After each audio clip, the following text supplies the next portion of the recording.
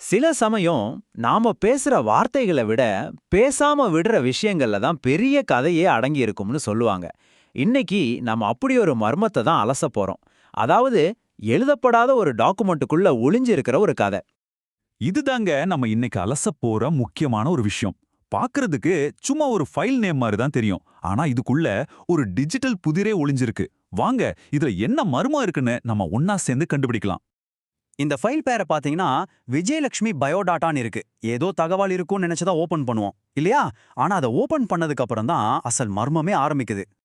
அப்படி என்னதான் இருக்கு இந்த ஃபைல்குள்ள? இது என்ன கதைய சொல்ல முயற்சி பண்ணுது? இந்த கேள்விதான் நம்ம தேடலோட முதல் படி. ஒரு நிமிஷம் நீங்களே யோசிச்சு பாருங்களேன். இதுக்குள்ள என்ன இருக்க முடியும்? பாருங்க, இந்த ஃபைலுக்கு உள்ள இருந்தது வெறும் காலி கொட்டேஷன் மார்க்ஸ் மட்டும்தான். ஒரு வார்த்தை கூட இல்ல, படமும் இல்ல. இது யதார்த்தமா நடந்த தப்பா இல்ல வேணும்னே விட்டு வச்ச ஒரு மௌனமா? இந்த காலி இடம் தான் நம்ம தீர்க்க வேண்டிய புதிர். இப்போ நம்ம கையில இருக்கிற ஒரே க்ளூ அந்த ஃபைலோட பேரு மட்டும்தான். வாங்க, அதோட ஒவ்வொரு பகுதியா பிரிச்சு மேஞ்சு அதுல என்ன அர்த்தம் ஒளிஞ்சிருக்குன்னு பார்க்கலாம். முதல்ல இந்த பயோடாட்டா அப்படிங்கிற ஒரு மாதிரி வித்தியாசமான வார்த்தையை எடுத்துக்கலாம். இது பயோகிராஃபி, அதாவது வாழ்க்கை வரலாறு, அப்புறம் டேட்டா, அதாவது தரவு. இந்த ரெண்டு வார்த்தையோட ஒரு கலவையா இருக்கலாம். சுருக்கமா சொல்லணும்னா வாழ்க்கை தரவு. ஒருத்தரோட வாழ்க்கை சம்பந்தப்பட்ட ஒரு பர்சனல் ரெக்கார்டுன்னு வச்சுக்கலாமே. சரி, அடுத்த அந்த தேதியை பாருங்க. 23/3/2026. இது ஏதோ முடிஞ்சு போன விஷயத்த பத்தின ரெக்கார்டு இல்ல. பாத்தீங்கன்னா இதை உருவாக்குனவரு எதிர்காலத்துல ஒரு தேதியை குறி வச்சிருக்காரு. சோ இது இறந்த காலத்தை பத்தினது இல்ல, முழுக்க முழுக்க வருங்காலத்தை பத்தினது. சரி, ஃபைல் பேரு ஓகே. ஆனா உள்ள இருந்த அந்த காலி இடங்களுக்கு என்ன அர்த்தம்? அந்த காலி இடங்கள் நமக்கு என்ன சொல்ல வருது? கடந்த காலத்துக்கும் அந்த குறிப்பிட்ட எதிர்கால தேதிக்கும் நடுவுல இருக்கிற அந்த வெறுமை எதை குறிக்குது?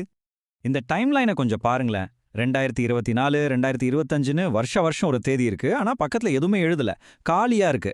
ஒருவேளை இதெல்லாம் அவங்க அடைய நினைக்கிற இலக்குகளா இருக்கலாம் இல்லையா?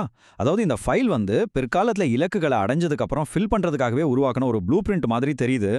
ஸோ நம்ம கிட்ட இருக்கிற க்ளூஸ் எல்லாத்தையும் வச்சு பார்க்கும்போது ஒரு விஷயம் ரொம்ப தெளிவா புரியுது. இந்த டாக்குமெண்ட் கடந்த காலத்தை பத்தி பேசல, இது எதிர்காலத்துக்கான ஒரு ப்ளூ பிரிண்ட். ஒரு சாதாரண பயோடேட்டாவுக்கும் இதுக்கும் என்ன வித்தியாசம் பார்க்கலாமா? வழக்கமா நம்ம ரெஸ்யூமே இல்ல பயோடேட்டால என்ன செஞ்சோம், என்ன சாதிச்சோன்னு எழுதுவோம்.